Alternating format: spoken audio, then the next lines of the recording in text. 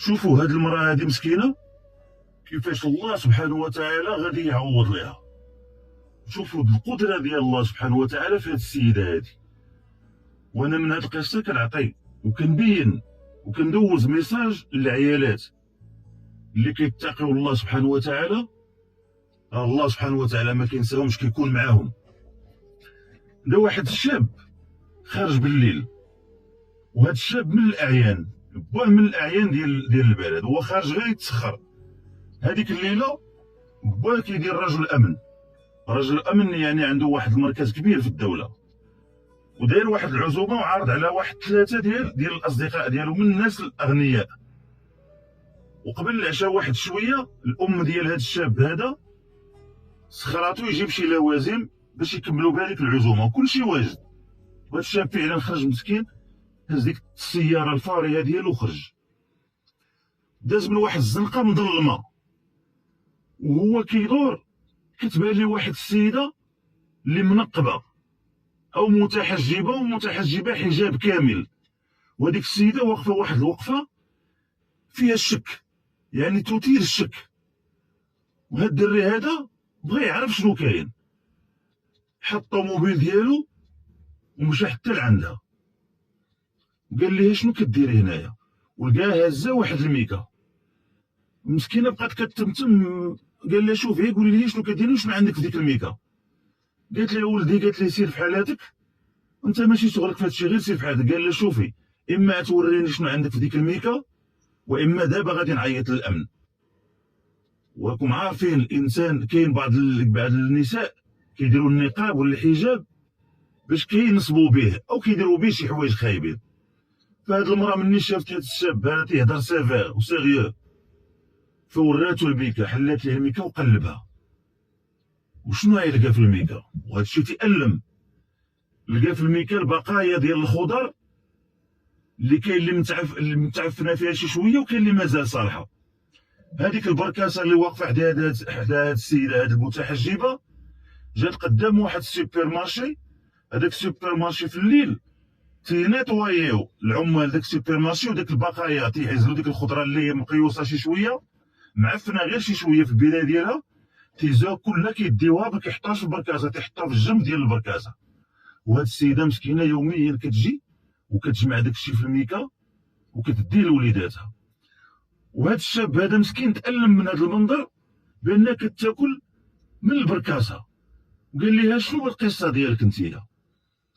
وهي بدات تتعاود ليه، قالت لي انا الزوج ديالي مزوج 2 عيالات متقاعد، والتقاعد ديالو ما تيكفيناش، وقع ليه واحد المشكل حاليا، وراه دابا عده شهور وهو مشدود في السجن.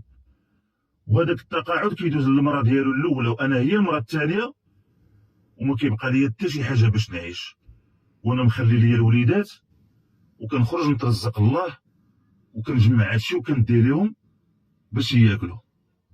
مع العلم انه لاحظ في هاد السيده هادي اللي كتهضر معاه واخا دايره الحجاب، واحد السيده من الصوت ديالها بانت لي بانها سيده اللي جميله ومازال صغيره ومسكينه، ما قدرتش تغضب الله سبحانه وتعالى بشي طريقه من الطرق، وكتمشي حتى للبركاسات وكتلقط في الليل كتلقط الماكله باش تديها لوليداتها. وهذا الشاب هذا بقى فيه الحال وتألم، وفي هذه الوقيته هذه بقات تتعيط ليه الام ديالو، تعطل وما تيبغيش يجاوبها. وقال لديك السيده، هذا الشاب قال لديك السيده، قال لها شوفي سيري قدامي وانا غنتبعك نشوفك فين ساكنه. وفعلا بقات هي غاده وهو تابعها، هي غاده حتى دخلت لواحد الحي الشعبي، ودخلت للدار ديالها، هو حط السياره ونزل. هذيك الاغراض اللي كان متقديها الام ديالو على حساب العزومه اللي داير الاب ديالو، حطها كلها، حطها لديك السيده هذيك. ومن دخل للدار مسكين لقى الضوء والماء مقطوعين على هاد الدار، عايشه في الظلام 3 شهور وهي عايشه في الظلام هي ووليداتها، ولقى ما عندهمش حتى ما ياكلوا. وبقى فيه الحال. وفي هاد اللحظه هادي كانت امو كتعيط ليه، ما كيبغيش يجاوبها، عيط ليه باه، هو جاوب باه وقال لي ولدي تعطلتي شنو كاين، حنا صيفطناك تجيب كذا شنو تعطل. وهاد الشاب هذا عاود لباه داكشي اللي عاودت لكم من الاول حتى الاخر. وباه قال ليه عطيني لا لوكاليزاسيون انا جاي عندك دابا. وباه خلى دوك الاصدقاء ديالو اللي عازم عليهم وهز الطوموبيل ولحق على الولد ديالو. وفعلا كيدخل كيلقى مرا مازال صغيره، باينه باقا صغيره وباينه جميله. رجل الامن تيهضر، هو تيهضر تيقول لك رجل الامن واخا المراه تلبس النقاب تيقدر يقيم هذه الخدمه ديالو، حيتاش هادشي غيعاودوا الاصدقاء ديالو. وبقى تيهضر معاها وبقى فيه الحال. قال لها شوفي انا غدا غادي نجي عندك، عطيني بعدا الرقم ديال مول الدار باش غادي نخلص لك 6 شهور مقدم ديال الكرا، وغادي نخلص لك الكريدي ديال الماء والضوء وندخل لك الماء والضوء، وكل شهر غادي نجي عندك، غادي نعطيك مبلغ بسيط وغادي نتقدى لك كل ما يلزم ليك وللوليدات. شوفوا الله سبحانه وتعالى كيفاش هيئ السيناريو ديالو لهاد السيده. والقصه ما وقفتش في هذا الحد هذا. الراجل مني رجع هو ولدو، هادوك الضيوف اللي عنده استغربوا، بقاو تيقولوا كيفاش سمح فينا السيد وغبر وتعطل عليهم واحد شويه. ومني جا سولوه قالوا لي ياك لاباس، قالوا شي حاجه ياك لاباس، قال لهم لا والو باس ما طرا والو. قالوا لي راه شفناك خرجتي مزروب وجيتي في واحد الحاله ياك ما كاين شي حاجه. هو يعاود لهم القصه من الاول حتى الاخر. وهاد 3 المعازيم اللي عنده 3 الاصدقاء اللي هما من الاغنياء ديال هاد البلاد هادي اللي داير واحد العزومه على حسابهم، نطق واحد قال لي ماشي غير انت اللي غدير فيها الخير، قال لي انا غادي نعطيها الشقه وغنوهبها ليها ملك ديالها، وغتسجلها وتحفظها بسميتها لوجه الله تعالى، وغنعتبرها زكاه على العماره ديالي. هذا منعش عقاري تبني العمارات وكيبيع الشقق.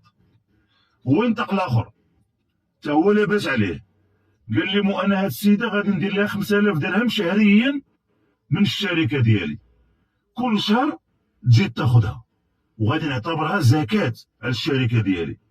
هو ينطق الثالث قال لي حتى انا غادي ندير بحالك، حتى انا غادي ندير لها 5000 درهم شهريا تجي تاخذها حلالا طيبا ونعتبرها زكاه على الشركه ديالي. وشوفوا خوتي هاد السيده كيفاش سخر ليها الله في دار وفي مليون في الشهر، 10000 درهم غير من دوك الجوج بلا اللي غيعطيها هاد السيد اللي كاين في الامن اللي عارض على الناس. ولا جينا نشوفوا خوتي شنو هي بدايه القصه. بدايه القصه نظره صرفها الله سبحانه وتعالى لهذا الشاب لتلك المراه، بدات بشوفها وشوف فين وصلت. ولكن هاد النظره اللي صرفها الله سبحانه وتعالى لهذا الشاب كانت اتجاه واحد المراه متعففه. وركزوا عليا وستروا لي على متعففه، لان هاد الرجال ملي داروا مع هاد الخير عرفوا بان هاد المراه ما بغاتش دير شي حاجه ديال الحرام، الى درجه انها كتمشي للبركاسات كتقلب على ما تاكل هي ولادها وما ديرش الحرام. وشوفوا الله سبحانه وتعالى كيفاش كان الجزاء ديالو. والله سبحانه وتعالى ملي كيبغي يدير الخير في واحد العبد ديالو كيهيئ السيناريو، وكيهيئ السيناريو بافضل وجه وبابسط الامور وباتفه الاشياء لصالح هذا الشخص هذا. ومن يتق الله يجعل له مخرجا ويرزقه من حيث لا يحتسب.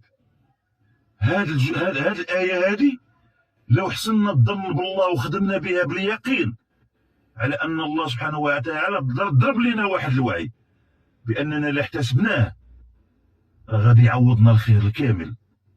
وهذه قصه حقيقيه كندوزو بها الميساج للعيالات. كاين اللي راجلها كيمرض، كاين اللي راجلها كيتشد، كاين اللي راجلها كتوقع عليه شي حاجه، والمراه كتخرج من الباب الواسع للفساد وما كتلجاش لباب الله سبحانه وتعالى وما كتقيش الله سبحانه وتعالى. من يتق الله يجعل له مخرجا ويرزقه من حيث لا يحتسب. السلام عليكم ورحمه الله وبركاته.